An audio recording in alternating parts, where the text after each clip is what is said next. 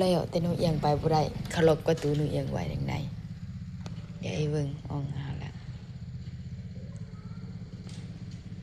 เขาขังไว้พี่น้องเอ้ยเขาขังหนูเอียงไว้ตอนเดินตอนนอนไปหาน้องออมตี 3นี่เดี๋ยวนี้ไข่ด้วยครับ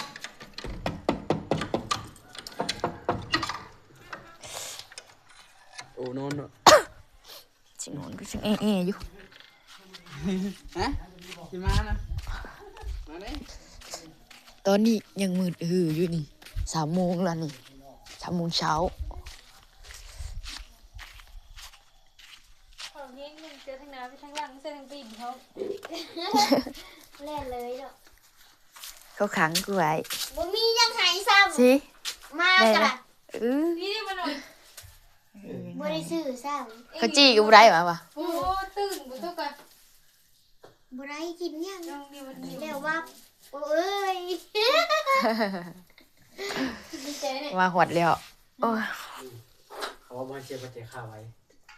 โมไฟมันเสื่อม แบบ อันประเวียนที่อันยันกูชิมานอนเผาอยู่พี่เอาดีๆได้ชู มาหวดเลยละ คุณ มี ห คน ลา ถาย ม หลายคนก็เป็นห่วงเนาะโอ้ยจังไดเฮา ตี มา สาม แล้ว เนาะ วันนี้นะตี3ตี4เบิ่งดูนี่ 4 โมงเหรอ 4 โมงแล้วหมู่ตื่นเฮายังสินอนต่ออยู่บ่เฮาบ๊ายบายเข้าใจได้หลายเด้อ